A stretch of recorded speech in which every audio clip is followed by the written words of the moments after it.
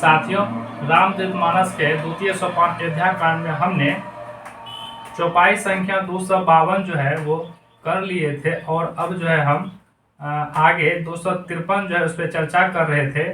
और आइए अब आगे बढ़ते हैं कि किस तरह से जो है राजा दशरथ जो है वह मूर्छित हो जाते हैं और किस तरह से जो है राम भगवान जंगल के लिए प्रस्थान करते हैं। तो आप हमारे साथ बने रहें।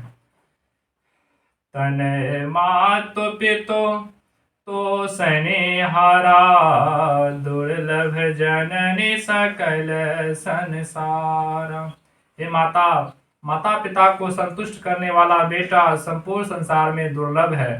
मूर्छा दूर होने पर राजा राम जी को बारंबार अपने हृदय से लगाने लगे। साथियों, यहाँ पर राजा दशरथ जो है राम जी को हृदय से लगाने लगे। श्री राम जी पिता को प्रेम वश जानकर बोले, पिताजी, छोटी सी बात के लिए आपने बड़ा दुख पाया। किसी ने मुझे पहले यह बात नहीं जनाई। अब मैंने माता से सब बातें पूछकर जान ली है। इससे मेरा शरीर ठंडा हुआ।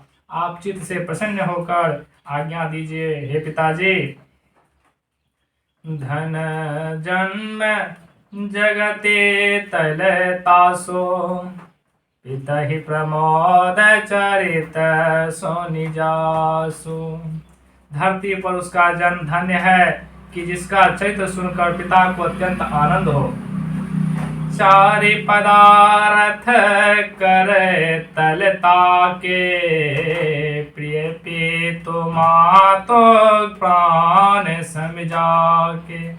जिसको माता पिता प्राण सम प्यारे हैं उसके लिए चारों पदार्थ मुट्ठी में है। आपकी आज्ञा पूरी कर अपना जन्म सफल कर मैं शीघ्र वन से लौट आऊंगा। आप कृपा करके वन जाने की राज आज्ञा दीजिए। मैं अपनी माता से विदा मांग आता हूँ, फिर आपके चरण छूकर जंगल जाऊंगा। पिता से ऐसा कह श्री राम जी कौशल्या के पास पहुंचे और सब समाचार सुनाकर उन्होंने उनसे वन जाने की आज्ञा ले ली। उसी समय वहां श्री सीता जी भी आ पहुंची। उन्होंने राज सुख को छोड़कर पति के संग वन जाने की आज्ञा मांगी। अत्यंत विनती करने पर श्री राम जी ने उन्हें अपने संग वन चलने की आज्ञा दे दी। जब यह दुखद समाचार लक्ष्मण जी ने पाया तो वे भी श्री राम जी के पास आए। श्री राम जी ने उनको घर में रहने को कहा, पर उन्होंने बड़ी दीनता से विनती कर राम जी को विवश कर दिया।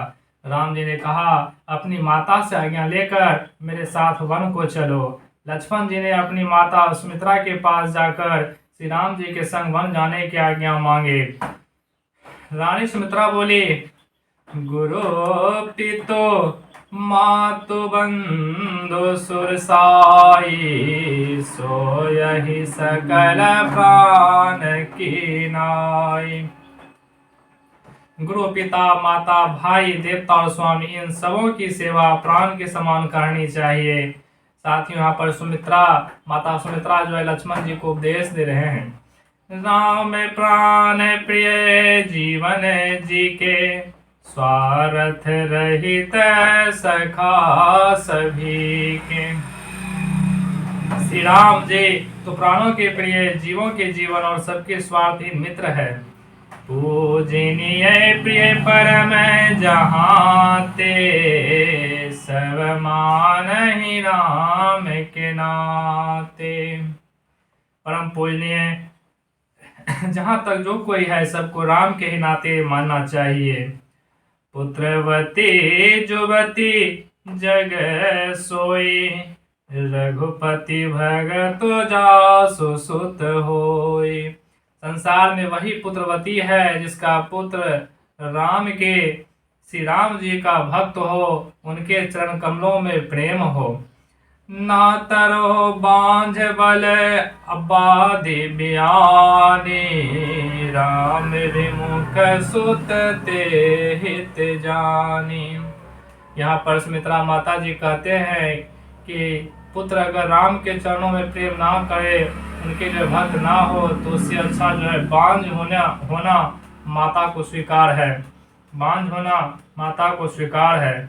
सकल सुकृत कर बल फल ये हो, राम सिए पद सहज स्नेहु।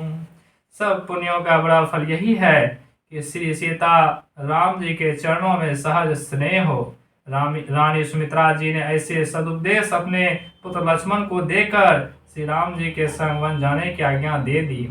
लक्ष्मण जी माता को प्रणाम करके श्री राम जी के पास पहुंचे। फिर राम, सीता और लक्ष्मण तीनों मिलकर राजा के पास पहुंचे और उनसे विदा मांग वन को चल दिए। राम जी ने पहले दिन संध्या काल तमसा नदी के किनारे वास किया। दूसरे दिन संध्या काल गंगा के किनारे श्रृंगवेरपुर में पहुंचकर वहां वास किया। वहां को निषाद ने बड़े भक्ति भाव से उन लोगों का अच्छा आदर सत्कार किया। श्री सीताराम एक वृक्ष के नीचे पत्तों की सैया पर रात में सोए। श्री लक्ष्मण जी उनसे कुछ दूर धनुष बाण लिए पहरा देने को बैठे, जगे रहे। स्थान स्थान पर पहरा देने के लिए अपना आदमी नियुक्त कर वो निषाद आप भी श्री लक्ष्मण जी के पास बैठकर पहरा देने लगे। श्री राम सीता को पत्तों के बिछौने पर सोए देख गुनिसात को बड़ा दुख हुआ। वे इनके लिए कैकेयी को दोष देने लगे। यह सुन लक्ष्मण जी कहने लगे, बोले लखन मधुर मृदु वाणी, ज्ञान विराग भगति रस खानी। श्री लक्ष्मण जी ज्ञान विराग और भक्ति रस में सनी कोमल मधुर वाणी से बोले, काहु न को सुख दुख करदाता, निज कृत कर्म भोग सोनु भ्राता। यहाँ पर साथियों लक्ष्मण जी कह रहे हैं कि काहो न को सुख दुख दाता, कोई किसी को सुख दुख नहीं देता, निज कर्म से ही सुख दुख जो है यहाँ पर साथियों लोग पाते हैं। हे भाई सुनो, कोई किसी को सुख दुख देने वाला नहीं, सबको अपने ही कर्मों का दुख भोगना होता है। जोग वियोग भोग बल मंदा, हितयन हित माध्यम भ्रम फंदा।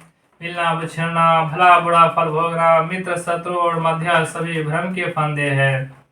जोग वियोग आदि द्वैत को भ्रम कहा गया है। बिना भ्रम के विविधता नहीं हो सकती, भ्रम सत्य नहीं कहा जा सकता। इसलिए द्वैत या विविधता भ्रम होने के कारण असत्य नाशवान माया व जड़ ठहर गई। जीवात्मा को रामचरित मानस के 7वें सोपान में ईश्वर अंश जीव विनाशी, चेतन अमल सहज सुख राशि कहकर ईश्वर अंश, ईश्वर जिनको रामचरित मानस में अनेक स्थलों पर अखंड अनंत अपार और असीम कहकर वर्णन किया, चेतन और निर्मल माना गया है। यहाँ जीव को ईश्वर का अंश जो है माना गया है।